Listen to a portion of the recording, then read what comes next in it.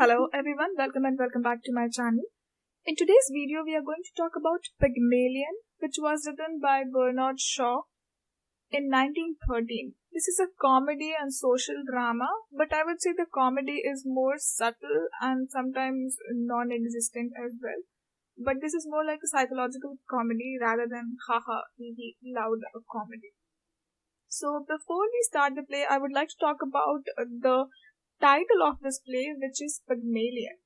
So, Pygmalion effect, what is it? We have to understand that. Just very basic. It is a psychological phenomena which says that high expectations leads to improved performances, whereas low expectation leads to worse. For example, if you have a teacher who thinks that you're going to do so well in your exam, she's so proud of you, she loves you, she nurtures you.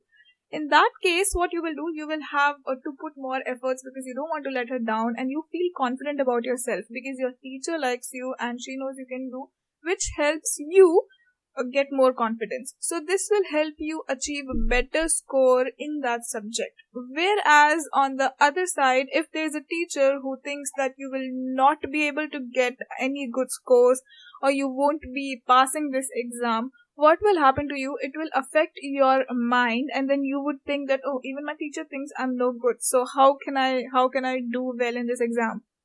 And this will affect your confidence level.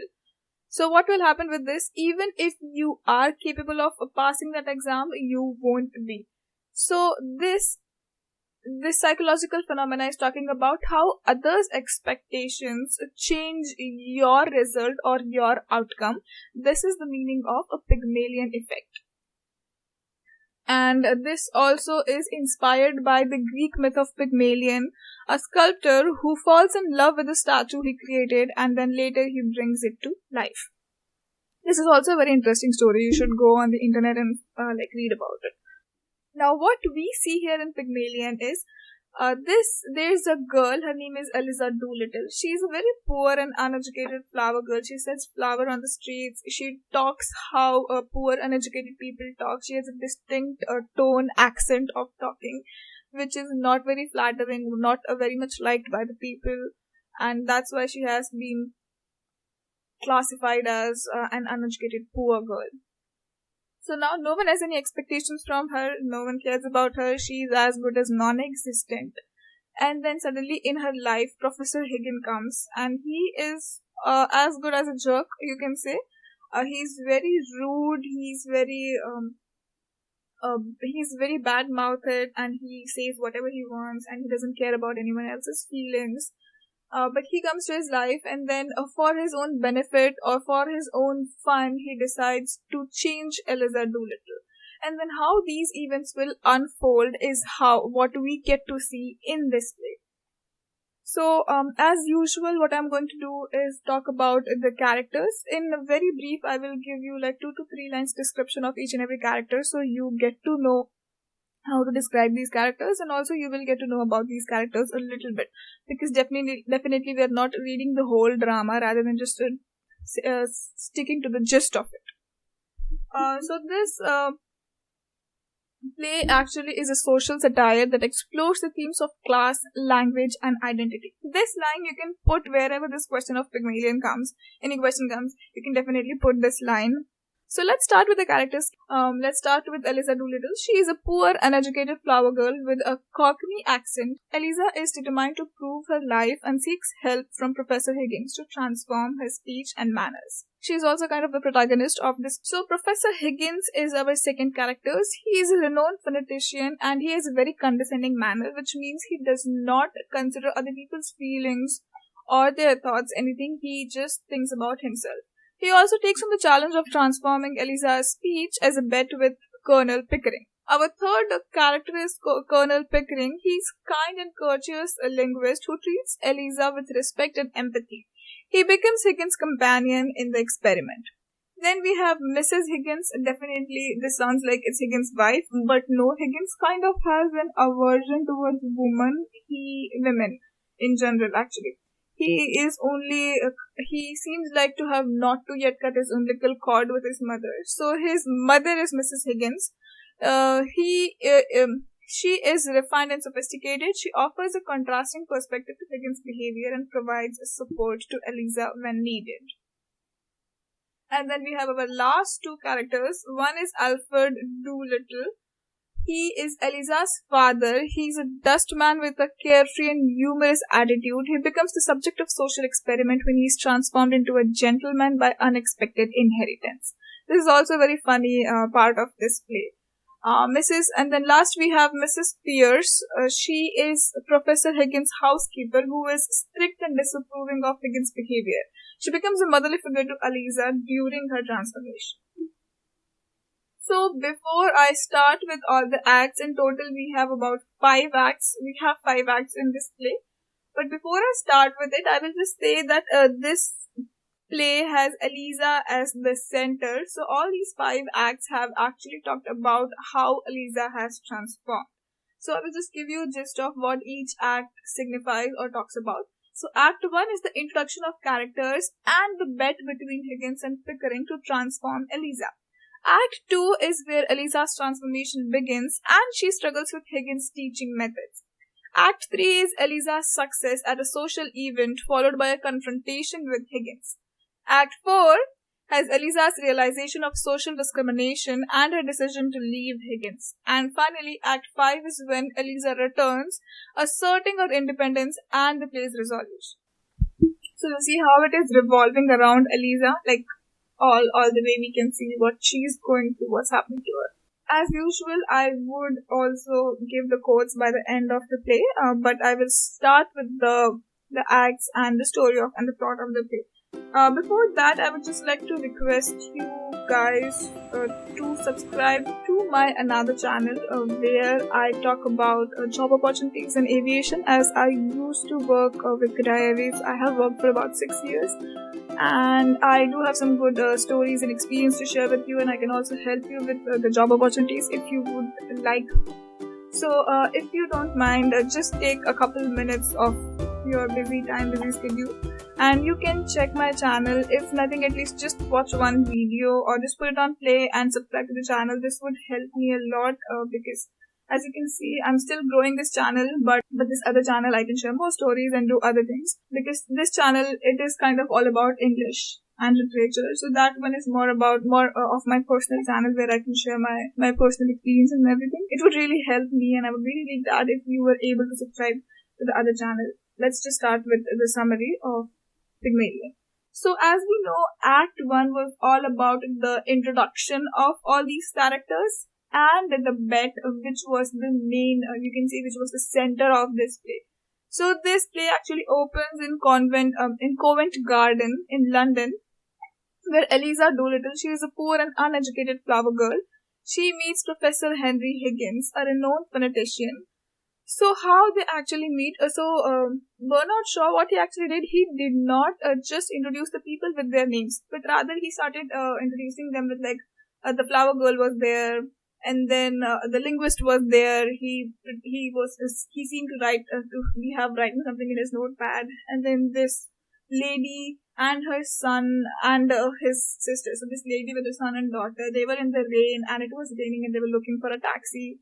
So he did not actually give them any names initially, but gradually we get to know that, okay, so when Eliza Doolittle was selling the flowers with her accent and everything, this is when Colonel Pickering and Higgins, they actually meet and talk to each other, where Higgins is showing off his skills and he's like, oh, when you speak, I can just tell where the person is from based on his accents and his phonetics, because he is a phonetician.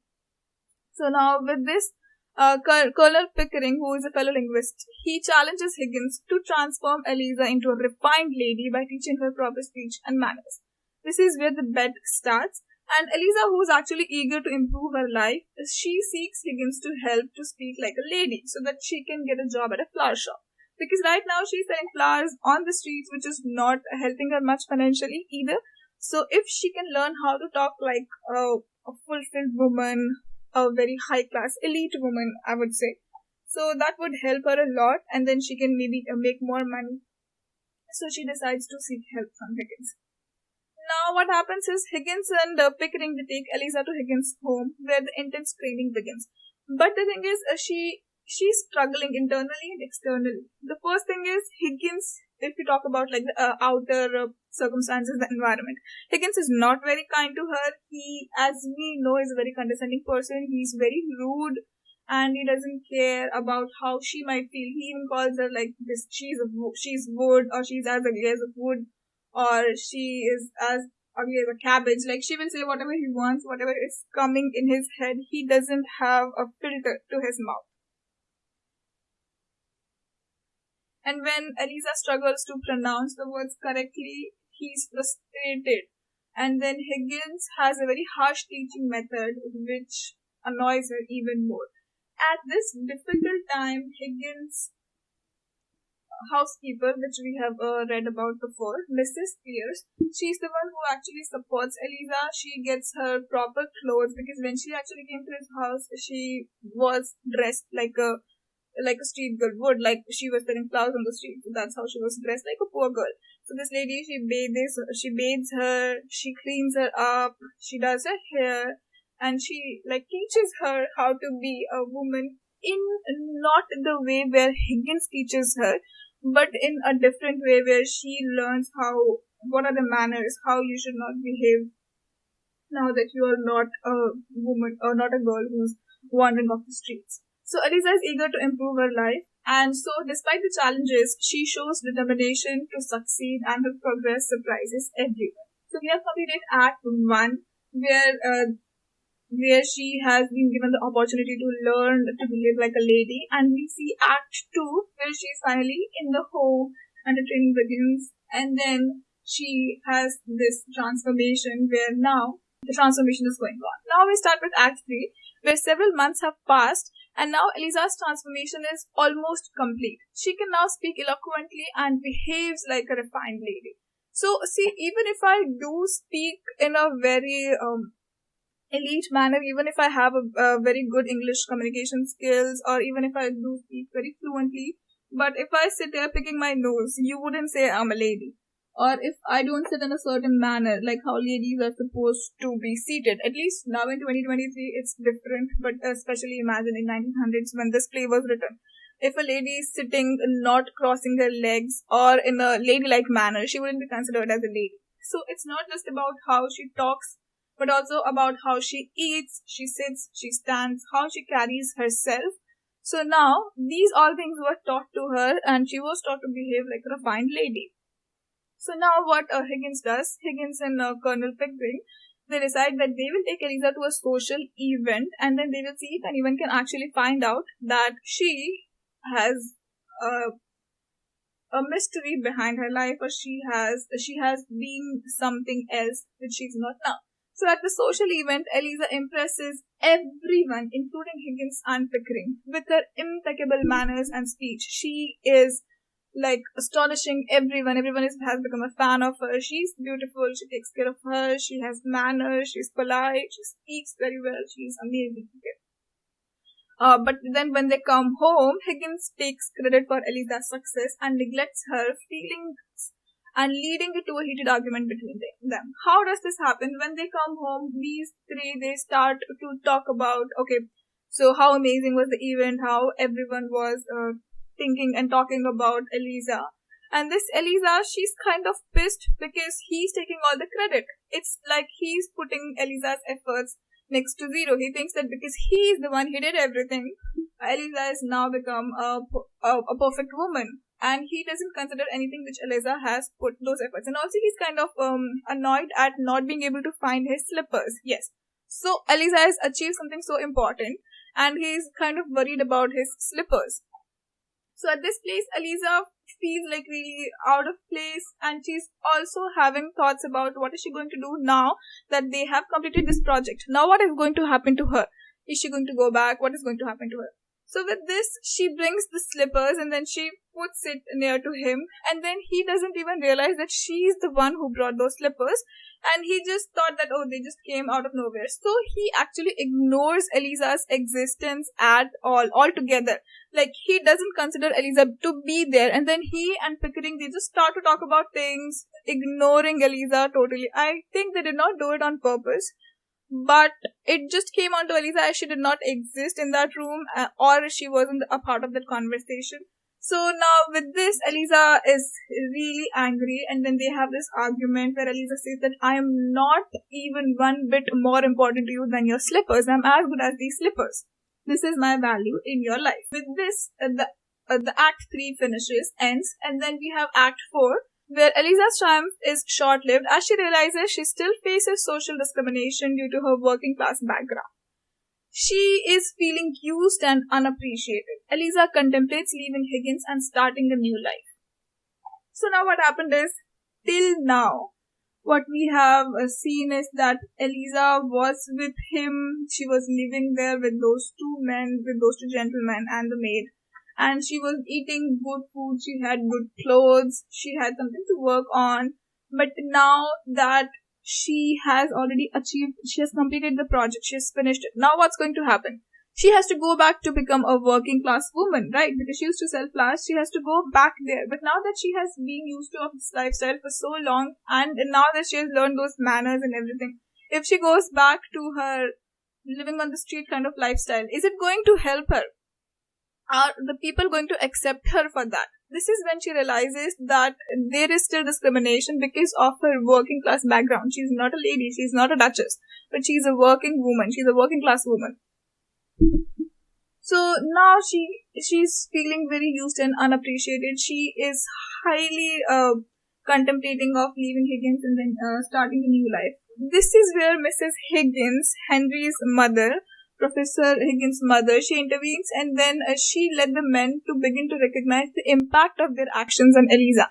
Because till now, what Higgins is thinking, that he helped Eliza by teaching her how to talk better, how to behave like a woman. He was thinking that he was doing her a favor. But now that Eliza has shared her previous association with both the upper class, whom she acquired the mannerism and speech, and the lower class where she originated from, she has come to be belonging nowhere. Right now she cannot go back to this life or that life. She's somewhere hanging in the middle and she doesn't know what to do with it. Also during these acts, I forgot to mention, but during the second act, when Eliza was brought to these people by Colonel Pickering and Higgins, her father comes to get her back. He says that, oh, she's my only daughter and she's my only source of income and I love her so much, so you cannot take her from me. This is when the Higgins just offers her father some money. Eliza's father, he offers her some money. And he says, okay, just go now, don't bother us anymore. Right? So his father, for a few bucks, he says, okay, keep my daughter, just give me the money. So he kind of laughs, Higgins kind of laughs at the father that, oh my god, see, like, now he has just, like, he got money and he left his daughter. But during Act 4, we get to see that his father somehow was able to earn money. Not earn, actually, someone from his close relative, he died, and then he left a lot of money to Eliza's father, Mr. Doolittle. So now that he has a lot of money, all his relatives, long lost relatives who kept no association with him for so long, suddenly they are all coming to his house and they're asking for money, which is annoying to him. So before, he belonged to the working class or the poor class, but now that he has the money, he is annoyed with the same community, with the same people which he was a part of just a couple of days before. Now they are coming and asking for money from him, and he's really annoyed and frustrated at their behavior. And that's why he is saying like, oh, I hate these people and these people are eating my head and all of these things. So you can suddenly see the shift in his behavior. At this point, still, Eliza doesn't want to go back to her previous life or go back to her father. So finally, when the story unfolds ahead, we get to see that Eliza talks to Higgins and she doesn't want to leave him, right? So she suggests that if she could live with him, but in what society or under what name are they going to live together? So he suggests that she can marry maybe Pickering, because Higgins is actually very much older than Eliza. But Eliza doesn't feel that way for Pickering. So she just decides to leave because she doesn't want to have any association with Higgins anymore. See, because before she was just a flower girl and she didn't know any better. But now she kind of has evolved. She has come out of her cocoon and she now knows better, and she does have a better decision making capabilities and choices. What happened was that in the first scene we had seen that it was raining and this lady comes with her son and her daughter. So that was Freddy. The son was Freddy. He was looking for a taxi, and this lady and this whole family, they belong to a upper middle class family. So now when they went to an event, Higgins and Eliza and Colonel Picking, when they went to the event, this lady, she met Eliza, and also that's where Freddy met Eliza, and he kind of had fallen in love with her. He was swept by her beauty and her manners and everything. So he had been continuously writing her letters, and he was trying to court her. So when Eliza realizes that Higgins is never going to give her the respect that she needs or she wants, she decides to leave, and then she tells him that, okay, I'm going to marry Freddy and I'm going to be with her. So after all this happens, she leaves. Now Higgins is remorseful. He searches for Eliza, but he's unable to find her. This is all happening in Act 5. He's devastated by her absence and comes to the realization that he genuinely cares for her. But he has only realized it now that she has gone from his life. Eliza returns, having found her independence and strengths. She confronts Higgins and asserts her own worth. Then the play ends with Eliza leaving Higgins' home, symbolizing her newfound identity and freedom. She later marries Freddy. They also have a flower shop where they are both like the owner of it. And initially it was going in loss because either of them did not know how to actually do the maths or the accounting for the shop. But then Higgins helps her a little bit, and then they find a proper accountant for this, and then they are able to manage to have a good, smooth life being lived by Eliza and Alpha and Freddy. They managed to have a good life, Eliza and Freddy. This is where the play ends, where Pickering, he was a gentleman before he's still a gentleman. He doesn't have anyone in his life. Whereas Higgins actually had found love, but he is shown to be the most non-romantic person on earth. And also, as I've mentioned earlier, he still cannot, he has certain issues with women, and he cannot be with any other woman other than his mother. He cannot form romantic relationships, so he is still alone. He does love Eliza, but he has realized it very late, so now nothing can be done. Now Eliza, she is happy with Freddy and she has her own family. With this, the play ends. I hope this was clear to you. You enjoyed this play. Let's just have 3 quotes from this play, very interesting quotes, and you tell me who is the speaker of the quotes, okay? So I have 3 quotes, and let's see how well can you guess about these quotes. The difference between a lady and a flower girl is not how she behaves, but how she is treated. Guess who must have said this? Another one. I sold flowers. I didn't sell myself. Now you have made me a lady. I'm not fit to sell anything else. Okay? And then the last one. You don't care. I know you don't care. You wouldn't care if I was dead. I'm nothing to you. Not so much as them slippers. So these 3 quotes, let me just give a hint. They were all said by the same person. And if you don't get this right, I think I'm doing something wrong. Okay, so I hope you enjoyed this video. If you enjoyed, please like, share and comment in the comment section. I hope to see you guys in the next video. And please don't forget to subscribe to my other channel. Hope to see you guys in the next one.